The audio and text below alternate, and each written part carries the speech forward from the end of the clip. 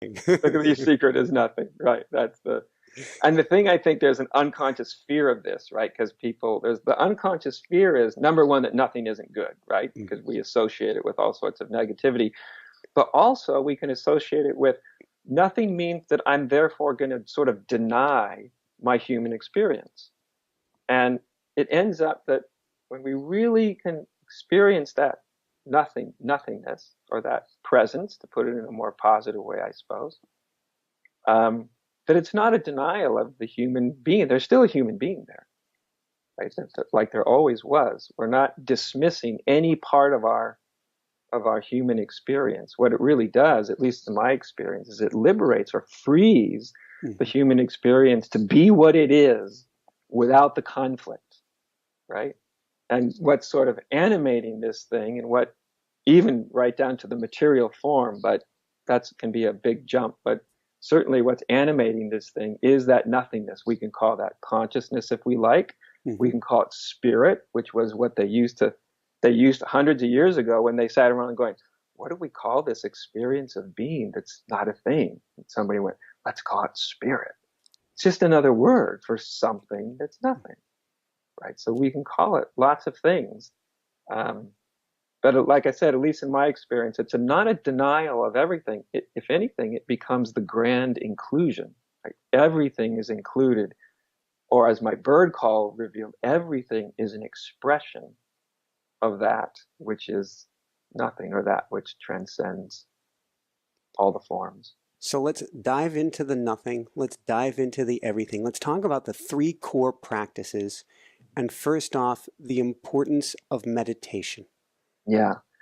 Well, meditation is really, well, look, number one, there's lots of ways of meditating, right? And there's lots of reasons for meditating. But if we're meditating for the reason or the purpose of waking up, then we're essentially involved in a meditation where if we're seeking anything, we're seeking to just be.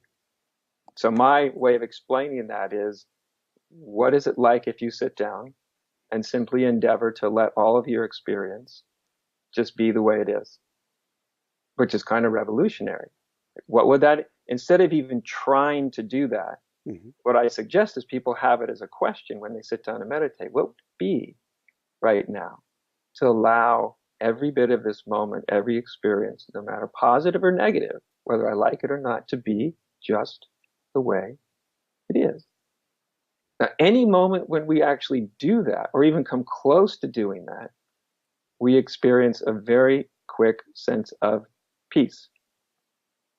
Oh, even if you feel conflict, what's it like if I just allow everything, even my internal conflict, to be just exactly the way it is? Strangely enough, when we do that, all of a sudden there's peace. That conflict is unfolding within a greater context of peace. And so I think of meditation as actually the art, because it is an art more than a technique. It's the art of doing nothing. And doing nothing is a very engaged art. But that's essentially it, allowing everything to be exactly as it is.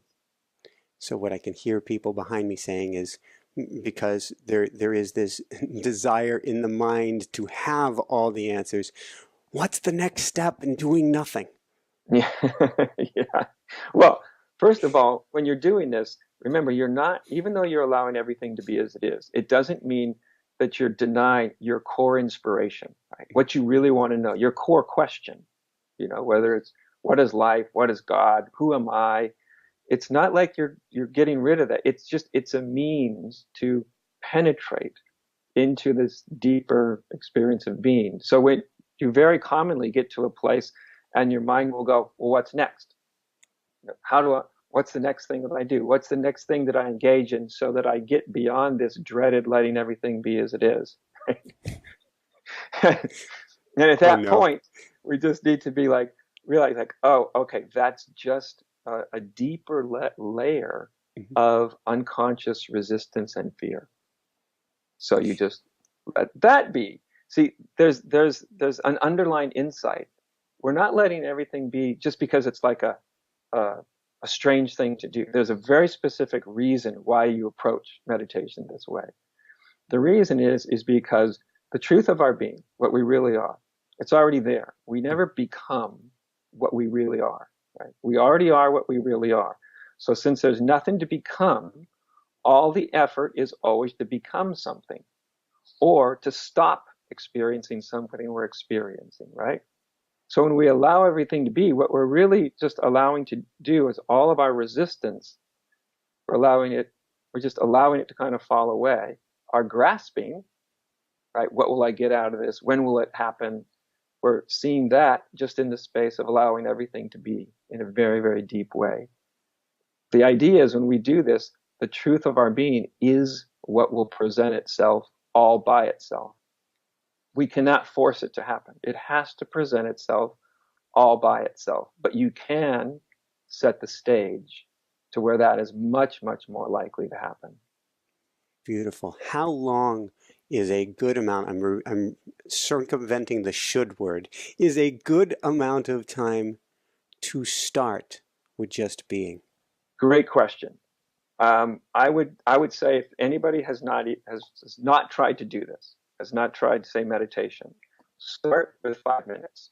And if you start to really struggle before 5 minutes, then go up to the point where you really struggle. In other words, don't push yourself into doing it a period of time where you get this very negative association with it. When 5 minutes becomes comfortable, then you go, let me try 10. When that becomes comfortable, I usually suggest nobody meditate more than about 40 minutes, because even if you get very, very good at it, you can get kind of into this dreamy, somewhat drug-like space that can be very, very, very pleasant.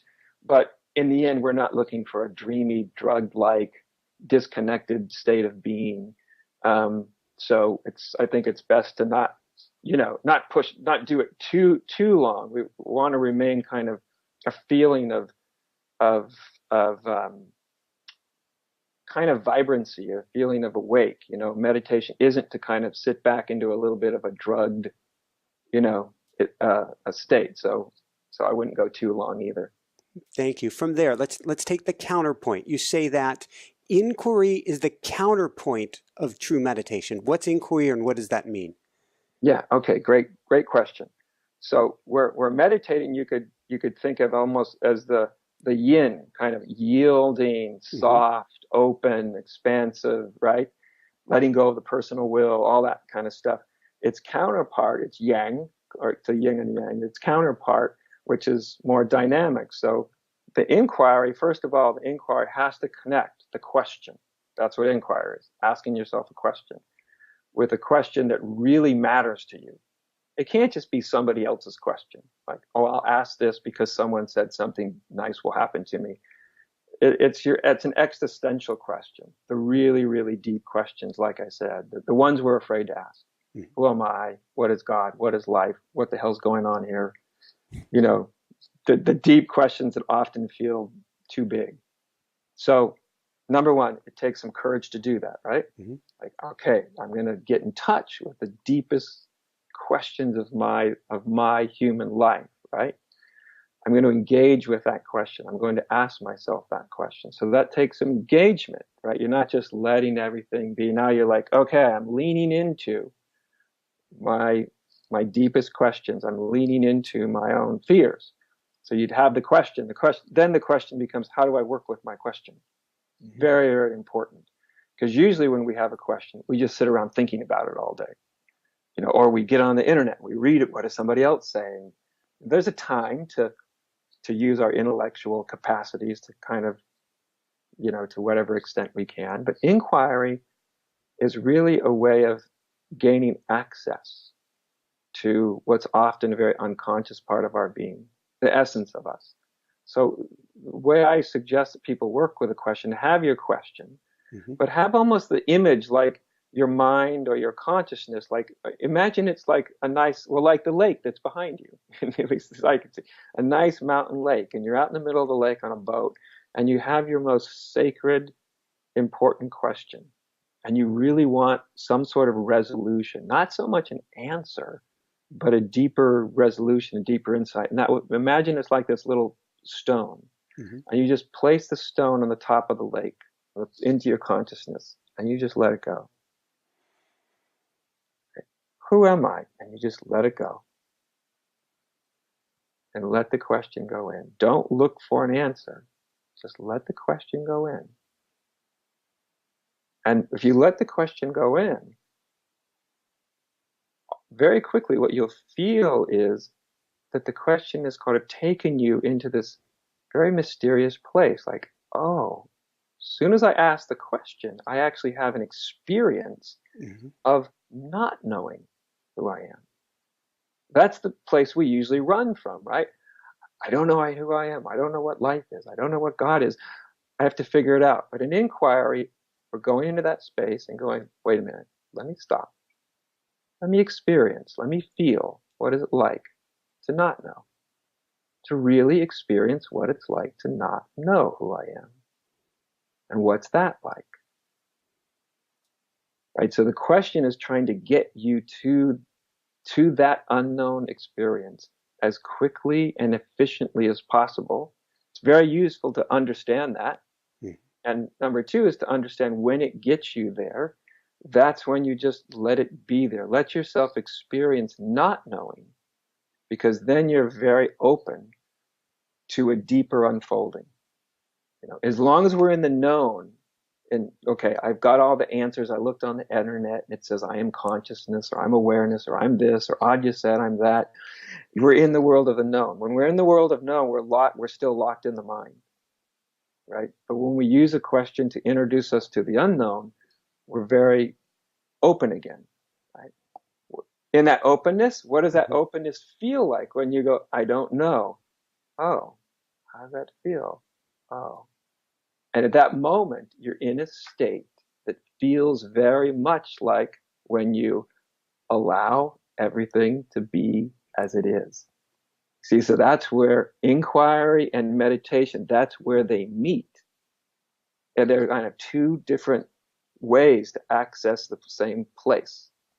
I find both of them, one which is sort of yielding and easy and soft, and the other which is more active and engaged, that both of them, utilizing both of them is more powerful than either one of them on their own.